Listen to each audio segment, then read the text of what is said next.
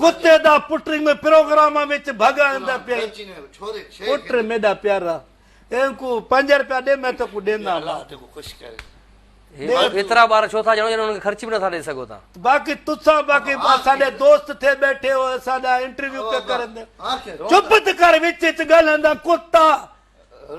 एकड़ा मानू दू गलंदा ते विच च न गलंदे कुत्ता अदा ईद असल मां कोन कंदो मुजी दिल पर ईद भी आई बियो दुख मौला मुखे कोन दिनो मुसजानी कई लगदाई सो ईद दे भी न आयो हु मानू आत पर आयो मुजी अदा तो के चाचो आ तू छो परेशान लगो वेठो आ यार हो डाडो दुखन वा दुखायो नाहे सजण मुजो आयो मुजो सगो वाजे बाऊ पिरी मुझे केवटिया 50 सांभड़ तरे अचे वट अड़े इन में तो कायदे ते मी कोने सुभाणे 14 अगस्त आ न पो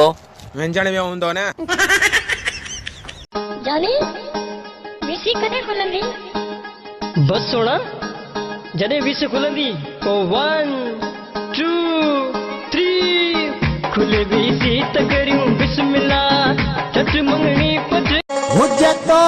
खे खबर चैन ॾींहं अंदर ॻोल्हे यार मां अहिड़ो कंदुम तूं ॾिसजा तुंहिंजे साम्हूं यार सां मां घुमंदुम तुंहिंजे झली दब आशिक पुट झली दब हाणी झली दब आशिक पुट झली दब वो पहिरियों आशिक सजाई पियो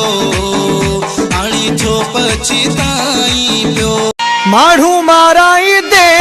खून कराई दे ॻोठ सॼे खे तूं बाहियूं ॾियाराई दे खणाई दे हथियार जे दिल जे सां लॻाई दे तुंहिंजूं अखियूं रब रखियूं मिठा मोर माण्हू तुंहिंजा ॾंद दिल बंद दिल चोर माण्हू तुंहिंजा वार गुंडीदार शहज़ोर माण्हू ओरे आत दिल ॼाए कल तू त मुंहिंजो हुए कल तू त मुंहिंजो हुए अॼु थियो आहे गैरुड़े असां कहिड़ो मरी वियासीं तो खां बग़ैर रे असां कहिड़ो मरी साईं अखियुनि त बराबरि ज़ुल्म कयो आहे पर वारनि बि कमाल करे छॾियो आहे दिलि चए थी ओ तुंहिंजा कारा वार सताइन था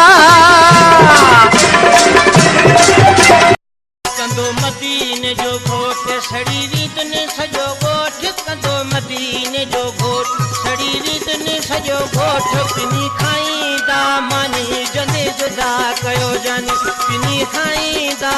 जे न कमाईंदे त आऊं पंहिंजा ॿार वठी हीअं थी माइटनि वञा हित रखेसि हाण आई न पेर ते रुगो ॿार वठो थी वञे बाक़ी मुड़ुस ते अकेलो खट जी वादण में वात विझो पियो हुजे अड़े आऊं बि तोसां हलंदुसि महीनू 2 मुफ़्त जा टुकर खायो था छा छा